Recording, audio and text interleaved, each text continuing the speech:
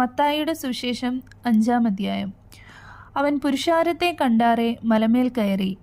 അവൻ ഇരുന്ന ശേഷം ശിഷ്യന്മാർ അടുക്കൽ വന്നു.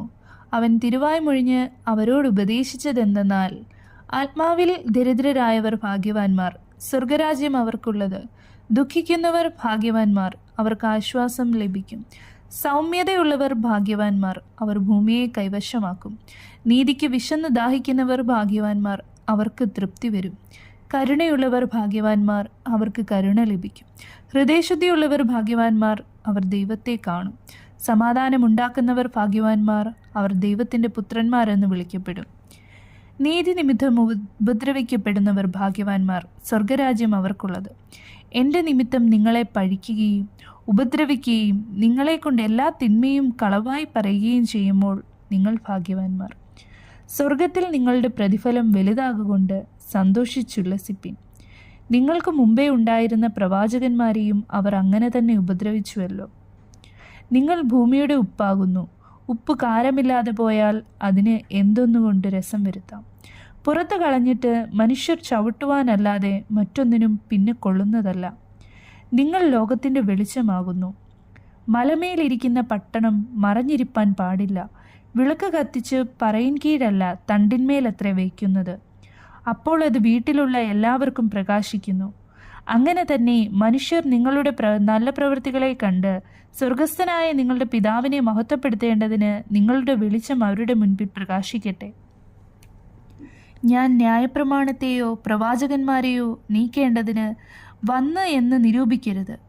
നീക്കുവാനല്ല, നിവർത്തിപ്പാനത്രേ ഞാൻ വന്നത്. സത്യമായിട്ട് ഞാൻ നിങ്ങളോട് പറയുന്നു, ആകാശവും ഭൂമിയും ഒഴിഞ്ഞു പോകും വരെ സകലവും നിവൃത്തിയാകുവോളം ന്യായപ്രമാണത്തിൽ നിന്നൊരു വള്ളിയെങ്കിലും പുള്ളിയെങ്കിലും ഒരു നാളും ഒഴിഞ്ഞു പോകില്ല.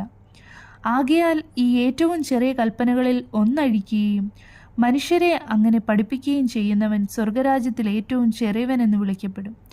അവയെ ആചരിക്കുകയും പഠിപ്പിക്കുകയും ചെയ്യുന്നവനോ സ്വർഗരാജ്യത്തിൽ വലിയവനെന്ന് വിളിക്കപ്പെടും. നിങ്ങളുടെ നീതി ശാസ്ത്രിമാരുടെയും പരീശന്മാരുടെയും നീതിയെ കവിയുന്നില്ലെങ്കിൽ നിങ്ങൾ സ്വർഗരാജ്യത്തിൽ കടക്കയില്ല എന്ന് ഞാൻ നിങ്ങളോട് പറയുന്നു. കൊല ചെയ്യരുത് എന്നും ആരെങ്കിലും കൊല ചെയ്താൽ ന്യായവിധിക്ക് യോഗ്യനാകുമെന്നും പൂർവന്മാരോട് അരുളി ചെയ്തത് നിങ്ങൾ കേട്ടിട്ടുണ്ടല്ലോ. ഞാനോ നിങ്ങളോട് പറയുന്നത്, സഹോദരനോട് കോപിക്കുന്നവനെല്ലാം ന്യായവിധിക്ക് യോഗ്യനാകും. സഹോദരനോട് നിസാര എന്ന് പറഞ്ഞാലോ ന്യായാധിപ സഭയുടെ മുമ്പിൽ നിൽക്കേണ്ടി വരും. മൂഢ എന്ന് പറഞ്ഞാലോ അഗ്നിനരകത്തിന് യോഗ്യനാകും. ആകയാൽ നിന്റെ വഴിപാട് യാഗപീഠത്തിങ്കൽ കൊണ്ടുവരുമ്പോൾ സഹോദരന് നിന്റെ നേരെ വല്ലതും ഉണ്ടെന്ന് അവിടെ വെച്ച് ഓർമ്മ വന്നാൽ നിന്റെ വഴിപാട് അവിടെ യാഗപീഠത്തിൻ്റെ മുമ്പിൽ വെച്ചേച്ച് ഒന്നാമത് ചെന്ന് സഹോദരനോട് നിരന്നുകൊള്ളുക. പിന്നെ വന്ന് നിന്റെ വഴിപാട് കഴിക്കുക. നിന്റെ പ്രതിയോഗിയോടുകൂടെ വഴിയിലുള്ളപ്പോൾ തന്നെ വേഗത്തിൽ അവനോട് ഇണങ്ങിക്കൊള്ളുക.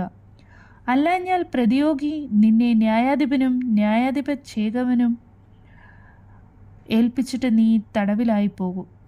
ഒടുവിലത്തെ കാശുപോലും കൊടുത്തു തീരുവോളം നീ അവിടെ നിന്ന് പുറത്തു വരികയില്ല എന്ന് ഞാൻ സത്യമായിട്ട് നിന്നോട് പറയുന്നു.